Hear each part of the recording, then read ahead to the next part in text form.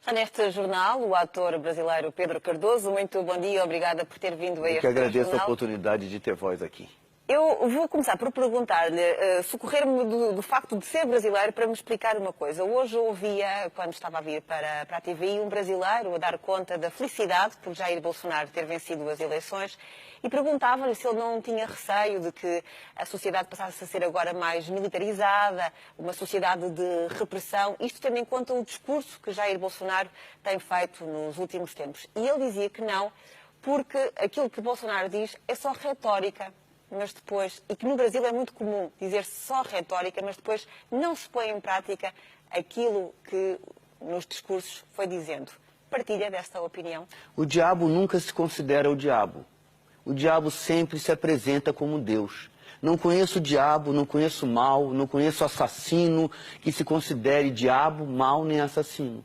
E toda pessoa que diante do mal transforma o mal em algo absolutamente razoável, é porque tem o mal dentro de si, entende? Por isso que essas pessoas, mesmo diante das declarações de Jair, dizendo que é a favor da tortura, vêm dizer que isso é apenas uma retórica. Não será retórica para os torturados. As pessoas que estão dizendo isso são beneficiários econômicos da extrema-direita. Não são os pobres. Ou são os pobres que têm dentro de si introjetada tamanha repressão que não reconhecem em si mesmo a opressão que tem dentro. Agora, isso é um desmando da classe política brasileira que nos levou para a não política. A extrema-direita, como a extrema-esquerda, é o desaparecimento da política. Portanto, acha que a eleição de Jair Bolsonaro foi o demérito de todos os outros partidos? Foi o demérito de... Não, dele mesmo, inclusive. Jair Bolsonaro é político no Brasil há 30 anos. Nunca fez nada. Mas, curiosamente, olham para ele como uma cara nova agora. Porque WhatsApp, publicidade, mentiras de todos os tipos, enganou uma porção de gente que também, por sua vez, desejava ser enganado, porque ninguém é enganado porque não quer. Essa é a minha opinião. A minha recusa é a totalidade do sistema político brasileiro. Digo isso há 2 anos. Se agora disse que votaria em Haddad, é porque considerava que com Haddad haveria mais chance disso se resolver dentro da democracia. Me oponho a Jair porque acho ele inumano, acho ele incivilizado, uma pessoa que tem como grande mestre um torturador que levava filhos de 5 anos para ver a mãe torturada, é uma pessoa que não poderia estar nem no convívio. Entretanto, logrou enganar todos. Mas acha que as pessoas estão ingênuas ao tal ponto que acreditaram que ele podia salvar o país? Senhora, as mídias sociais são como cocaína. Isto é uma droga. Não podemos... O Brexit... E de quem é que partiu, então, essa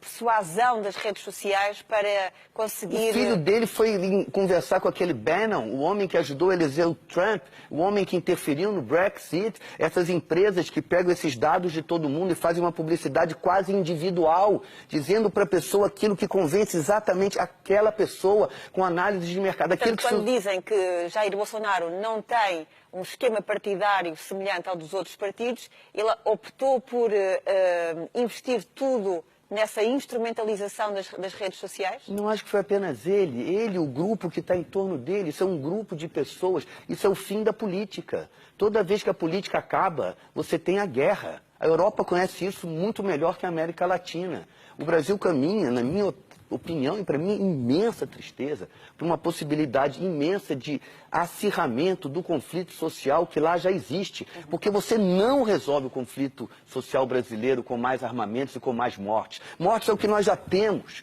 E o que Bolsonaro propõe é mais mortes. Ele não tem um plano de resgate da população que foi escravizada durante 350 anos e é onde a pobreza está. Ele não tem um plano para quem cheira cocaína, para quem fuma maconha. Eles acham que isso é droga, mas o álcool não é droga. E o álcool é tão droga quanto a maconha e quanto a cocaína. São interesses econômicos. Isso que nós estamos assistindo não é a verdadeira vida política. Ouvi também muitas pessoas dizer que para nós portugueses era difícil entender esta eleição de Jair Bolsonaro, porque nós podemos sair à rua livremente sem ter o medo de ser assaltado, de ser violada, todas essas coisas que acontecem nas ruas brasileiras. A insegurança é tanta no Brasil que faz com que as pessoas optem por uma solução que, à vista do resto do mundo, pode parecer absolutamente radical e extremista? Senhora, a escravidão desespero. no Brasil é um país inseguro para os escravos há 350 anos, entende? Aí, essa questão da escravidão nunca foi enfrentada como deveria. É uma demanda enorme de muitos milhões de brasileiros. Essa violência chegou nas classes dominantes. Quando a violência chega na classe dominante, a classe dominante fala: ai, meu Deus, olha a violência, olha a violência. É violento há 500 anos para quem é pobre. Agora ficou violento para quem é rico. Os ricos arrumaram uma maneira de tentar escravizar novamente o povo. Essa é a minha posição como brasileiro. Agora, que é violento, que é as muito... classes mais altas brasileiras tenham votado em Jair Bolsonaro? É a única razão. Querem o país para eles como sempre quiseram. São herdeiros das benesses da escravidão. Isso é uma guerra entre senhores de escravos e descendentes de escravos. Isso é que é o Brasil. Isso é que é difícil, talvez, para um europeu que não vivenciou isso. Os países europeus, embora tenham produzido a escravidão fora de suas fronteiras, não tiveram a escravidão dentro de suas fronteiras. A Europa tem outras questões igualmente complexas. Mas o Brasil, a questão para mim é a escravidão. E o triste é o fim da vida política, porque eu sou um democrata. É na vida política que você enfrenta os inimigos da liberdade e da justiça social. Como é que fica agora a democracia no Brasil com um homem que, durante a sua campanha, teve todas estas promessas absolutamente radicais? Quem é que o vai fiscalizar agora? Ninguém. O país fica à mercê daquilo que ele decidir? Praticamente. O Exército brasileiro tem tradição de ser de direita. Há outros lugares do mundo onde os exércitos são de esquerda e produziram horríveis ditaduras de extrema esquerda, às quais eu também me oponho. Mas a tradição brasileira são ditaduras de extrema direita. Ele tem o exército ao lado dele, pelo que ele diz, e muita parte do poder jurídico brasileiro, do judiciário e do legislativo, está absolutamente cooptada por essas ideias elitistas. Portanto, não tem fé de que a oposição consiga travar este ímpeto radical de Bolsonaro? Não, porque a classe política como um todo traiu o povo. O PT traiu o povo, o PSDB traiu o povo. Essas mãos atadas dos outros partidos também é fruto daquilo do quanto eles desiludiram o país. Sim, senhora, esse é o meu desespero. O povo está largado à própria sorte, nós não temos quem nos represente. Mesmo. E a estrutura econômica do país está na mão de pessoas que não são o povo. O povo não tem como comprar likes em WhatsApp. O povo não tem como bombardear com mentiras as pessoas. Nós só temos agora uns aos outros. É muito perigoso para o mundo. O Brasil é muito grande, somos 200 milhões de habitantes, somos a sexta ou a quinta ou a quarta economia do mundo. É muito perigoso para o mundo que isso tenha acontecido. Então, e o mundo, os outros países, as outras instituições podem... Moro em Portugal. São a salvação? Portugal é a salvação. Não porque os brasileiros têm que vir para cá, eu não vim para cá por nada disso, vim para cá por razões afetivas. Mas o que é que Portugal pode fazer para ser acusado de ingerência? Não, dar o exemplo. É o que eu falei para os brasileiros que moram aqui. Vocês moram numa democracia plena, num país onde as ideias de justiça... Mas os portugueses que moram cá também votaram Bolsonaro. É isso que eu disse para eles. Vocês não sabem onde estão. Vocês não sabem o que foi o 24 de abril. Vocês não sabem o que foi a Revolução dos Cravos. Vocês não sabem quem foi Dom Afonso Henriques. Vocês não sabem o que foi a Reconquista. Vocês nunca leram essa de Queiroz.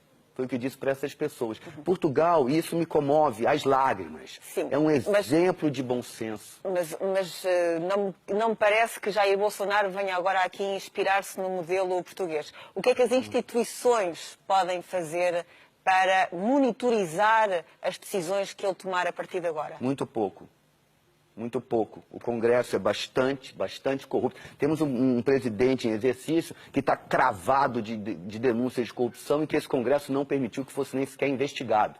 Temos o Aécio Neves, que era um candidato também cravado de evidências de corrupção, que se reelegeu. E por aí vai. E Bolsonaro elegeu junto com ele uma opção de gente desqualificada. Então o Brasil está realmente entregue à própria sorte. As pessoas de bem no Brasil estão com a sua vida ameaçada. Milhares de atores foram ameaçados de morte porque inventaram que nós somos todos ladrões de uma lei Rouanet, que é uma lei feita para... Aqui tem lei Rouanet, não tem esse nome, mas aqui a cultura é bastante subsidiada pelo Estado, porque a cultura é um bem do povo, não é um bem do artista. Eu posso falar, pode investigar minha vida à vontade, que eu não devo nada a ninguém. Como digo, sou primo do Fernando Henrique, nunca votei nele. Alguém aí do outro lado, se fosse primo do presidente, não teria votado no presidente? Pois bem, eu posso falar porque eu não votei. E ele é meu amigo, amicíssimo, mas eu não votei nele. O Pedro não pondera voltar para o Brasil?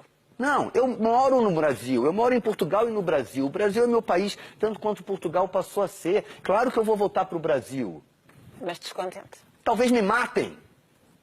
Talvez me matem, mas eu vou voltar para o Brasil.